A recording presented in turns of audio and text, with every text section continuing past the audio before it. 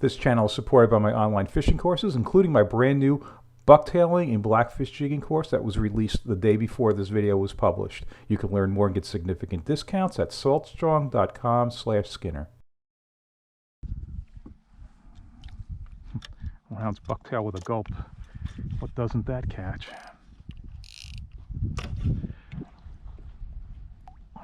And I'm going to start off light, go from there. Okay, this is somewhat of an adventure for me. I am in the Everglades, first time I've ever been here. I definitely had some help. Regular viewers of my channel probably know who Elias is. He was down here a couple of weeks prior, and we communicate frequently. And he gave me a couple of marks on spots where he did well, jigging up, among other things, grouper on spin tackle, and it looked like a blast. So it turns out, I live about 2 hours from here, so make a day trip out of it, and it's always an adventure going out on new water and trying to figure things out. But I've got, like I said, a little bit of a head start because I have like one GPS mark on this general area. And hey, I'm gonna look at the rips, look at the fish finder, read the bottom, and yeah, see what I can do. All right, so the current's really ripping, so I put down the spin rod and I picked up this. This is a new John Skinner fluke rod that's going to be available like literally any day. It's a dark matter rod sold at J&H, and because the current was flying, I've gone up a little bit heavier on the bucktail. This seemed like it looked like fluke jigging to me. I could do some vertical jigging here. In retrospect, my mistake was I started a little bit too early. The current's a little too fast. It's really not going to matter what I do at this particular moment. But yeah, I was hoping to hook up one on that rod. But yeah, current's really moving. So I waited a little bit for that current to slow down, and now I'm smearing on some Procure because Elias said that this helped him. And frankly, if he had told me he was smearing dog poop on his jig, I would have taken the bag out and done that as well. But yeah, put some Procure on there, get some scent. Back to the spin tackle, the current has really slowed down, and I've switched back to casting.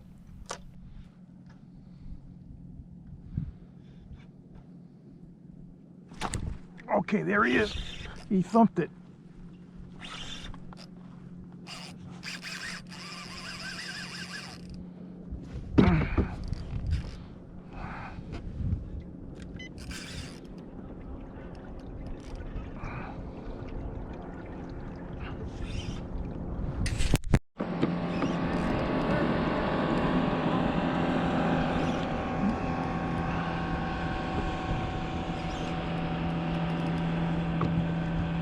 And he hung me too.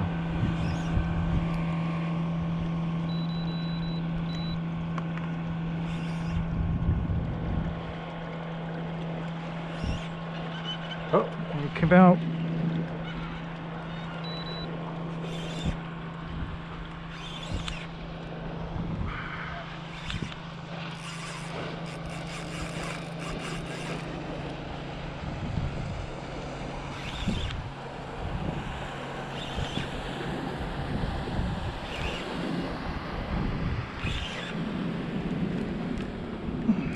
Oh, man. Oh, it's a good one. Wow. All right. Wow. That's one of the better ones, I guess.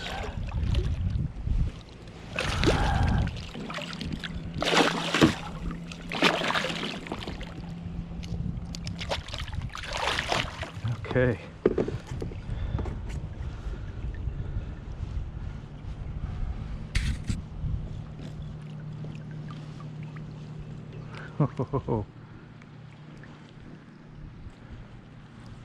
All right, so that's a fun-sized Goliath, and yeah, to catch them jigging like this in basically like 10 to 15 feet of water over structure, yeah, this reminds me of striper fishing.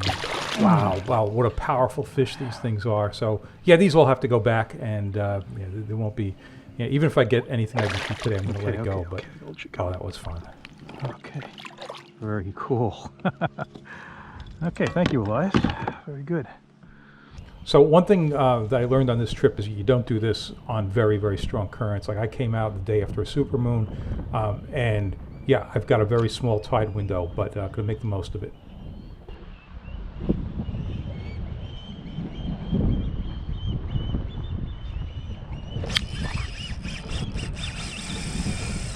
Oh, that's not a, that's a tarpon.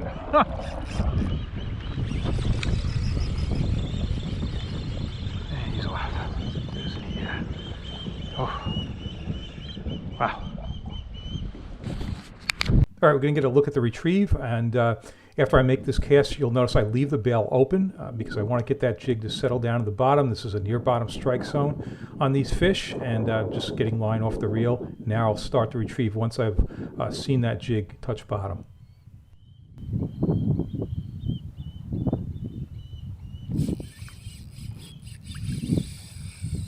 Oh, that's not a tarpon. So at most, maybe there was 30 minutes of outgoing current where it slowed up. Nice for the fish to be hitting. The water's already coming in, and yeah. So now I am trying some vertical jigging, and that will help me stay down with this faster current. Come on.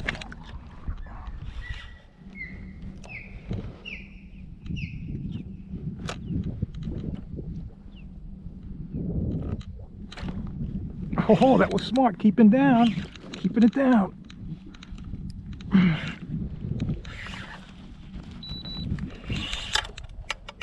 Okay, I'll take it.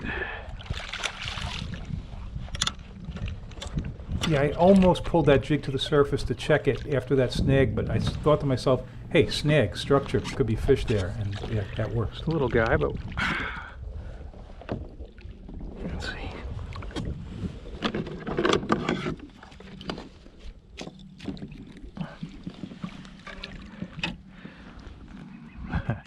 It's still fun. That's cool. All right, so I wanted to hit that structure again, so I got just down current of it, and I spot locked on it. So now I'm going to cast and retrieve over that spot. This was the very next cast after that fish.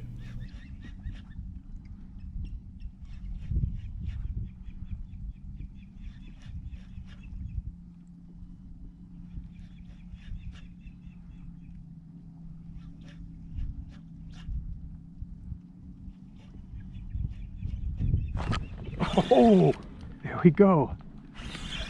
What do we got? I don't know what I got here. Uh-oh.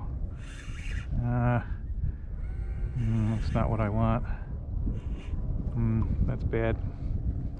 Freaking giant manta ray.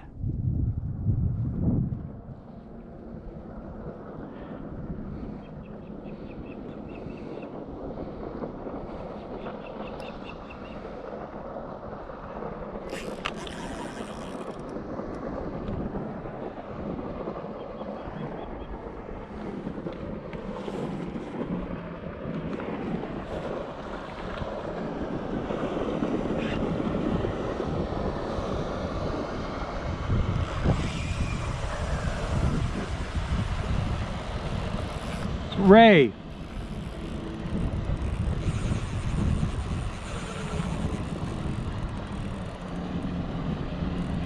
Just a ray. It's just a ray.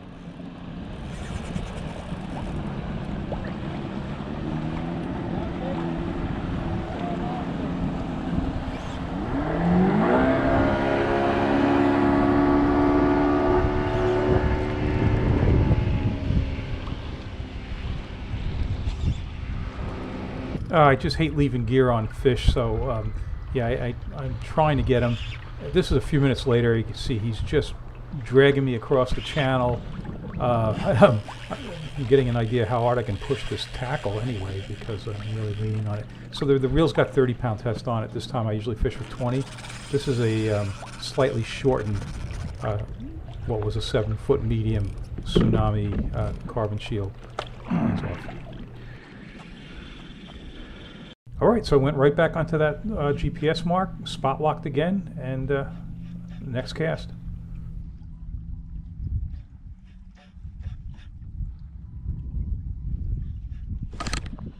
This is 3 casts in a row. I hooked something here.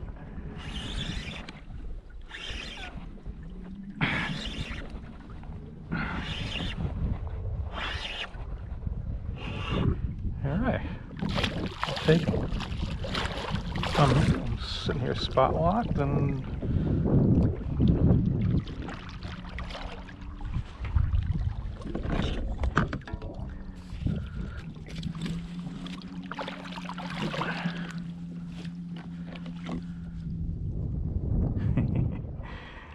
striper fishing.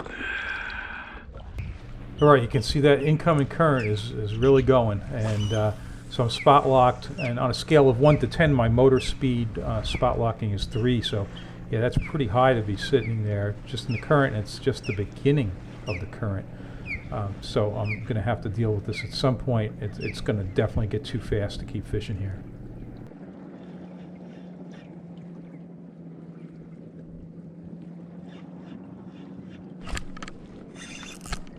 Oh, come on up, baby. Come on up. Come up. Come up.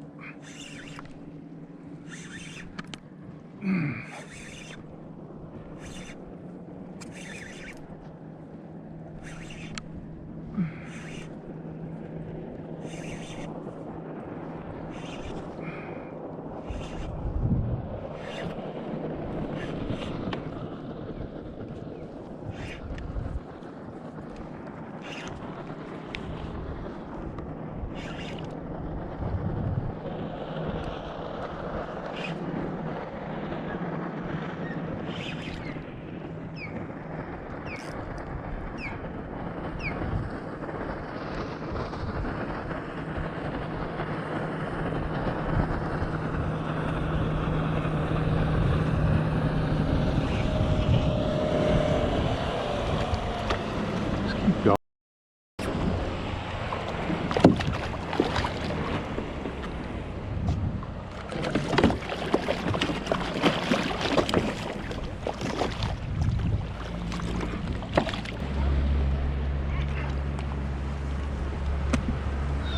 Fun size.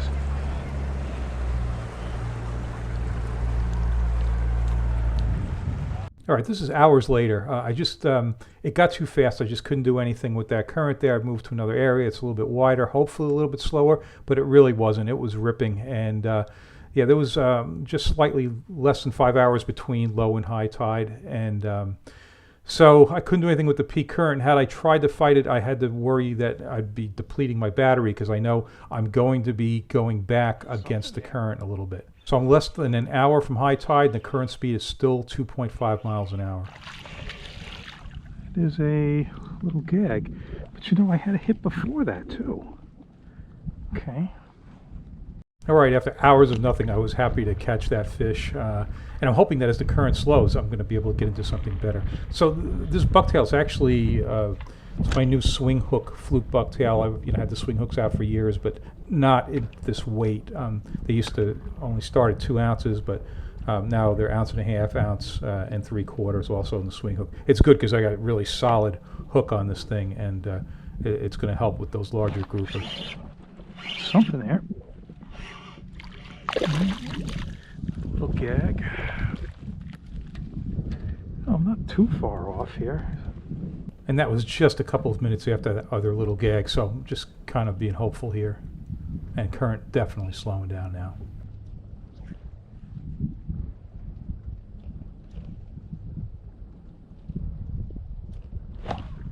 There we go. Come on up.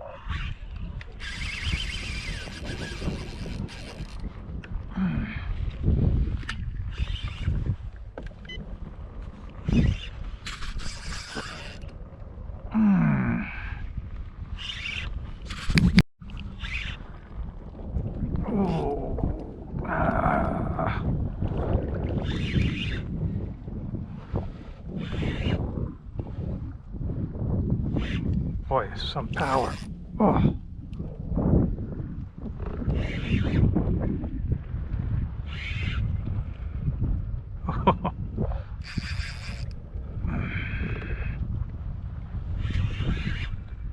Oh, nice. Oh boy. I'm coming back here. I learned a lot today.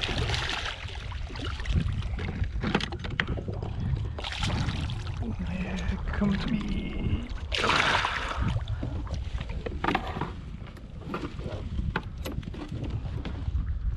Oh.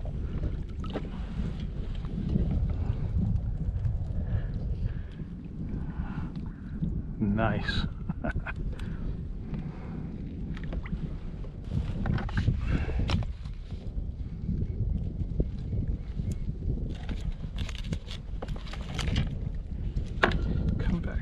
Mr. Gulp.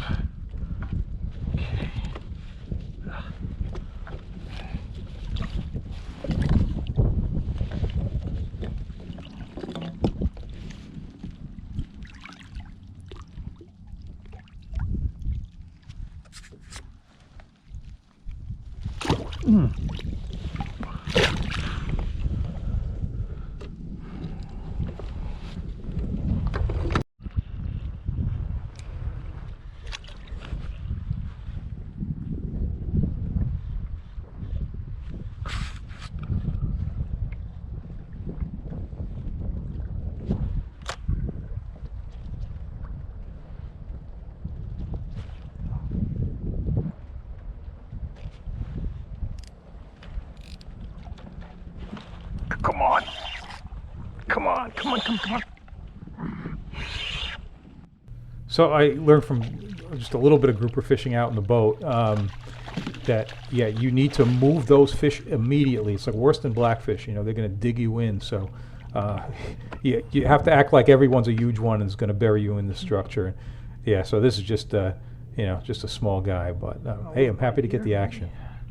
So when Elias was coming down this way, I met up with him. I took him over to the place where I catch tarpon, and the two of us spent 5 hours there and just never got a solid hookup. But yeah, he set me up here pretty good, and you know, gave me a couple of marks that got me in the general area, and yeah, thanks to him for that.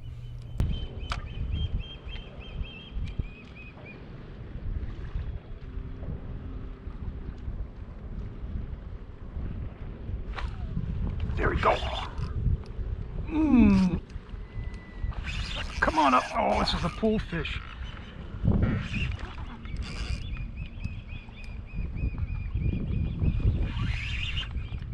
Come on. Up, up, up, up, up, up, up. Danger. Oh.